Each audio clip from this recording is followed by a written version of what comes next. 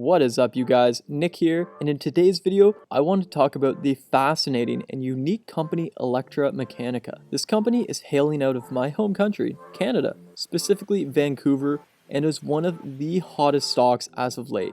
I want to break down their numbers, discuss objectively, and analyze whether or not the stock is a buy, sell, or hold. I have picked this company right now for a specific purpose. Is right now the time to buy? If you haven't already, hit that subscribe button. I do a ton of videos like this discussing electric vehicles, tech, and IPOs, and focus my investment strategy on disruptor companies. While you're at it clicking things down there, smash that like button. It really helps out with the YouTube algorithm to propel this into the airwaves. I've also recently partnered with Webull. They are giving out 4 free stocks, each worth up to $1,600 that you receive for free when you sign up and deposit at least $100 into your account using the link in the description. This is a no-brainer. Webull is an amazing trading platform, and I find it gives better analytics than some other competitors. This promotion they're doing ends in 10 days, so don't sleep on it. Anyways, without further ado, let's get right into it. Alright. So Electrameccanica. This company just had a 5-day trading period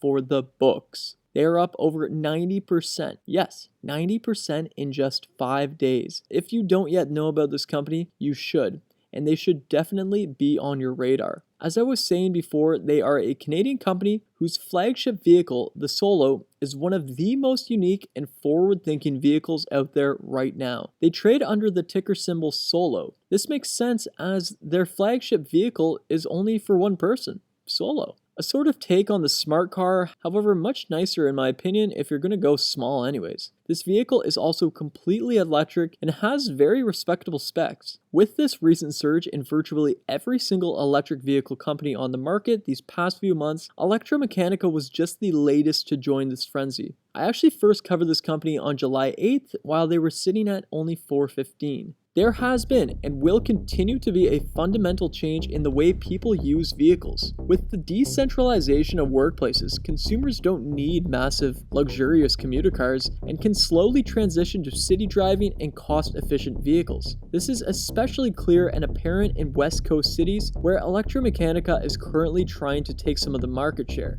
They are safer than motorcycles, easier to park than regular sedans, and like I said before, fully electric with extremely fast charging times. They also have a very neat 2-seater roadster, having sort of an old-fashioned take with a modern twist being electric, and their Tofino model, which is set to release in the coming quarters. Now this is really important to me that they are actually branching out and not just sticking with this very niche vehicle. Although I do have some quarrels and doubts from Electrameccanica over the short term, their future prospects are quite impressive. They have plans to move into the Californian market, where I actually do think they would do fantastic with the forward-thinking and West Coast vibe. This is essentially a must for them, as they do need to rapidly expand, take over some quote-unquote granola cities, and really increase their delivery capacities.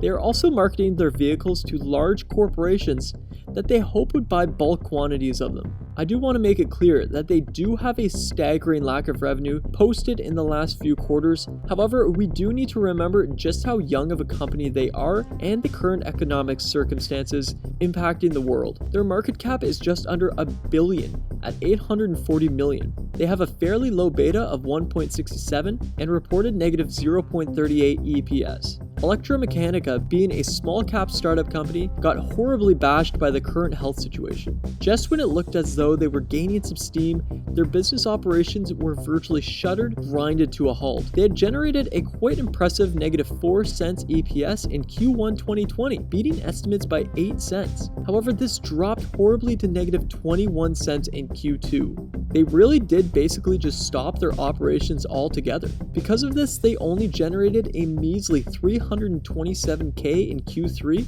while reporting negative $14.89 million. These are terrifying short-term numbers. I'm not going to sugarcoat it. However, just remember that they are a very young company, and this is somewhat to be expected for these companies. However, you would hope they would generate more revenue in the coming quarters. This company still has a lot of work to do. However, we as long-term investors aren't concerned with these short-term fluctuations. We have to put our long-term goggles on. We're looking far into the future, 5-10 years at a minimum. Now, I actually have made this video on this company at a specific time for a specific reason. In the past few weeks, we have seen what Citron research analyst Andrew Left, apparent anti-EV guy, is able to do to stocks, especially EV. He has been sending shockwaves through EV companies, which in turn plummet in share price. Now you can look at this in one of two ways. This either hurts you in the short term or provides perfect buying windows into companies. Andrew Left is quite a prominent short seller, so stands to potentially profit at a falling share price, so take that as you will. In the past few days, Citron has added Electrameccanica to its growing list of EV companies to be extremely bearish on. In a recent tweet on November 20th, Citron Research, probably Andrew Left, tweeted, "Solo is the EV trade for the real sucker, not one real institutional investor here.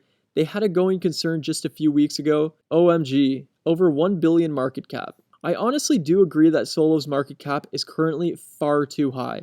However, I do see promising things for this company in the coming years. I can virtually guarantee that the stock will absolutely plummet next week due to these remarks, making it potentially the perfect time to gain long-term entry into the stock. By no means am I saying you should be placing a sizable share of your portfolio into this stock. Be aware that this is a high risk. However, if you did want exposure to this niche market, I do think Electrameccanica is a unique company that holds future promise. Remember, they do have the e-Roadster and the Tofino models, which could do big things for them in the coming landscape. There is so much hype in EV stocks right now, and I would not be surprised to see the stock bounce back in the coming weeks once Citron's research has subsided. If this stock loses more than 50% of its current valuation, I will be buying additional shares to this company.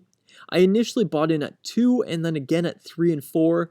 So I do have a very low average share price. However, after this huge run up, I do think this 1081 is currently far too high. I would not be surprised in the least to see an absolute massive correction ensue over the next couple days. But if they are able to lose over 50% valuation and get somewhere around the $5 mark, I will be buying additional shares to this company, as I do see big long-term upside to having this stock in my portfolio.